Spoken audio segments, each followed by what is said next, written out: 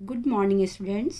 आज मैं आप लोगों को क्लास 9वीं वर्कशीट नंबर 52 संयोजी ऊतक के बारे में पढ़ाऊंगी। यह मानव ऊतक का एक प्रकार है। तो संयोजी ऊतक किसे कहते हैं? मानव शरीर में एक अंग को दूसरे अंग से जोड़ने वाला ऊतक संयोजी ऊतक कहलाता है। यह शरीर को एक ढांचा प्रदान करता है। संयोजी ऊतक 5 प्रकार के होते हैं। तरल संयोजी ऊतक, कंकाली संयोजी ऊतक, गर्तिकामय संयोजी ऊतक, सघन नियमित संयोजी ऊतक और 5वां वसामय संयोजी ऊतक। तरल संयोजी ऊतक, इसमें आता है रक्त एवं लसिका। एक विशेष प्रकार का संयोजी ऊतक है। इसमें तरल आधात्री भाग को प्लाज्मा कहते हैं, जिसमें 3 प्रकार की कोशिकाएं आरबीसी, डब्ल्यूबीसी और प्लेटलेट्स निलंबित रहते हैं। यह शरीर की विभिन्न पदार्थों जैसे O2, CO2, हार्मोन, अपशिष्ट, पचा भोजन आदि एक भाग से दूसरे भागों में संवहन करने का कार्य करता है।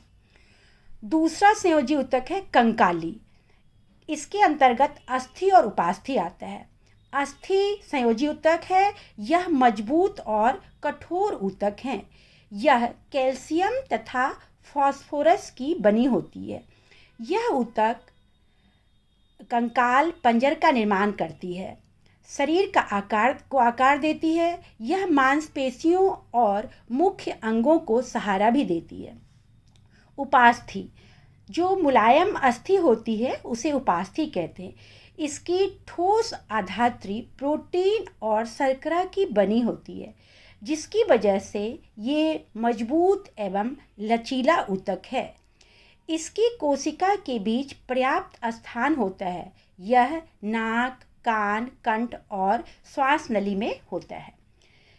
तीसरा प्रकार है गर्तिकामय संयोजी ऊतक। यह त्वचा की पेशियों में संलग्न रहती है और अंगों के भीतर रिक्त स्थान को भरती है।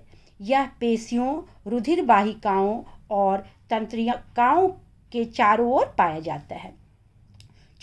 इसका चौथा प्रकार है सघन नियमित संयोजी ऊतक, जिसके अंतर्गत कंडरा और स्नायु आता है। कंडरा यह अस्थि को पेशियों से जोड़ने का काम करती है। यह धागे के आकार की मजबूत संरचना है। श्वेत तंतुमय ऊतक इसे कहते हैं और यह कम लचीली होती है। स्नायु, यह अस्थि को अस्थि से जोड़ती है, कम लचीली व मजबूत होती है, श्वेत तथा पीत तंतुओं से बने होते हैं। लास्ट है 5वां वसामय संयोजी ऊतक। वसा का संग्रह करने वाला यह त्वचा के नीचे आंतरिक अंगों के बीच पाया जाता है। यह उसमें कुचालक का कार्य करता है। यह शरीर को आकार प्रदान करता है। अब हम वर्कशीट का प्रश्न उत्तर डिस्कस करेंगे।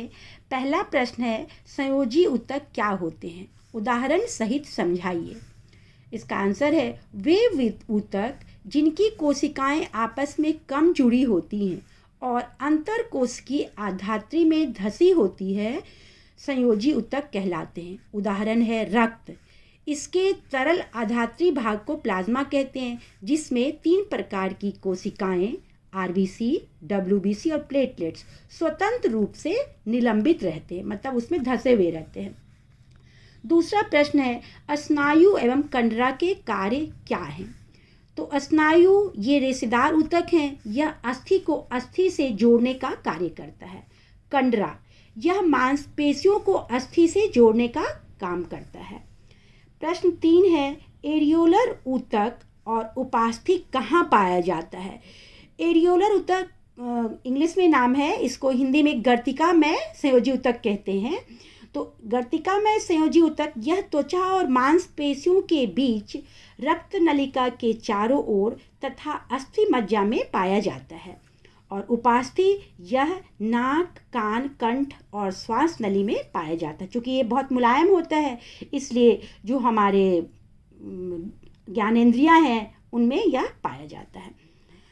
चौथा प्रश्न है, एक तरल आधात्री वाले संयोजी ऊतक का नाम तथा इनके कार्य लिखिए।